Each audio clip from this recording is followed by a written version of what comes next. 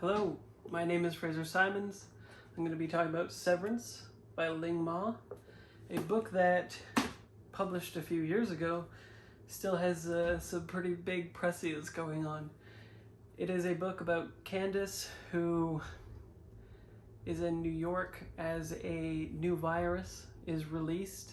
Something that is called the fever takes people, and it basically makes people, as far as I can tell, I think it's a little subjective, but as far as I can tell, it makes people relive memories forever. They forget to eat, they forget to bathe, clean themselves, and they die like of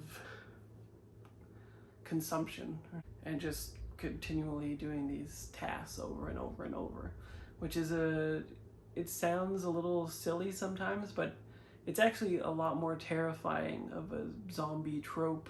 It hit harder because so many people kind of get caught up in this already in life, and then this just sort of like accentuates it, and also made me think a lot about Alzheimer's. My grandmother has Alzheimer's, and she's in a place where obviously not exactly this happens, but it affects the mind in similarly like a loss of agency, really scary type of way.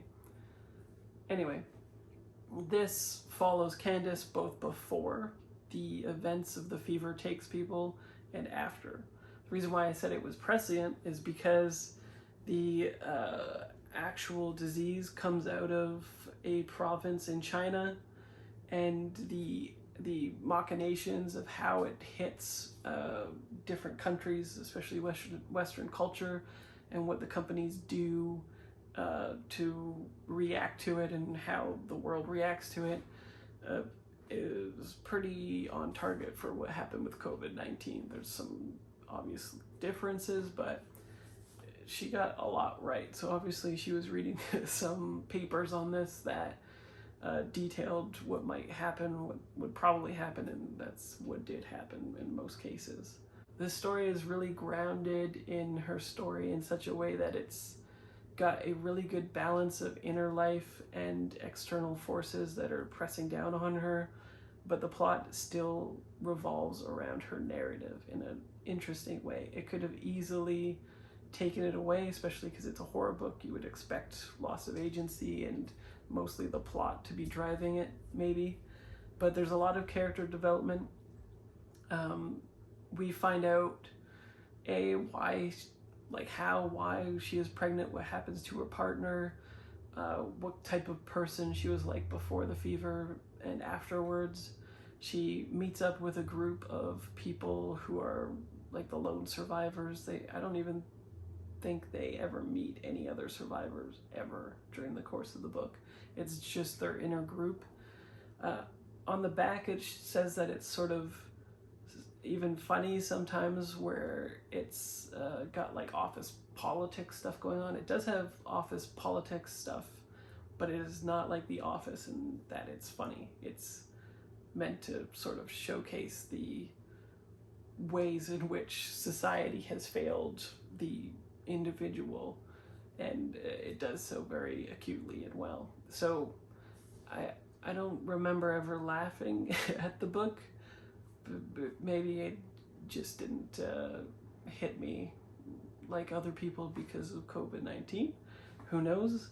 Maybe some of the stuff that people thought was funny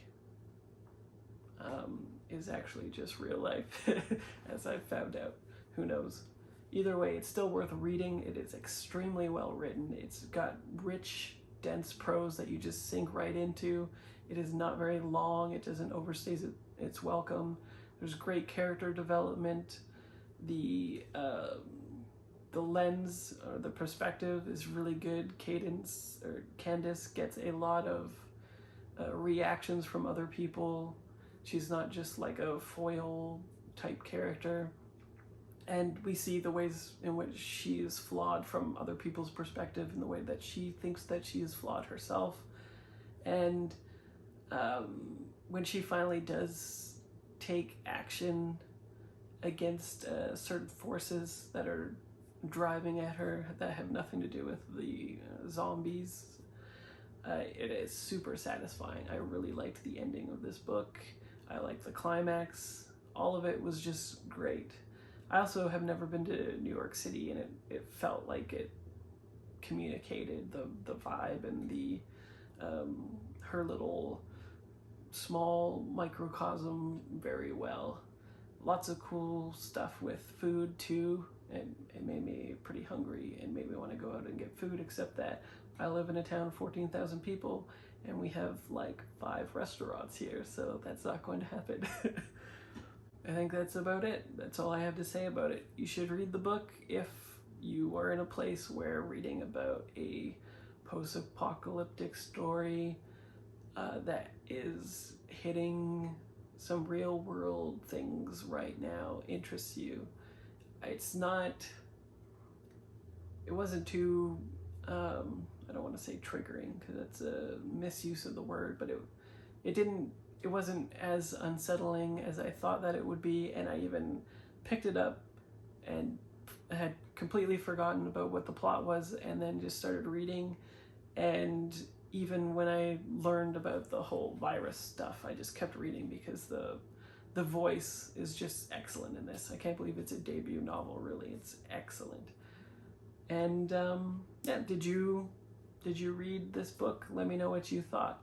If you have other books like this in your collection, feel free to recommend them to me. I like really dense prose and just things that really kind of hinge on craft. If there's books like this that are even better than this, I would love to get my hands on them and consume them, because this was just the perfect way to spend a Friday, especially when it's boiling. I just sat on my porch in the shade and just read this book. So it was lovely. Anyway, that'll do it for me. Hope to see you next video. See you later, and stay vaccinated. Or get vaccinated. I don't think you have a choice in staying vaccinated or not. I guess there's booster shots. But anyway, see you later.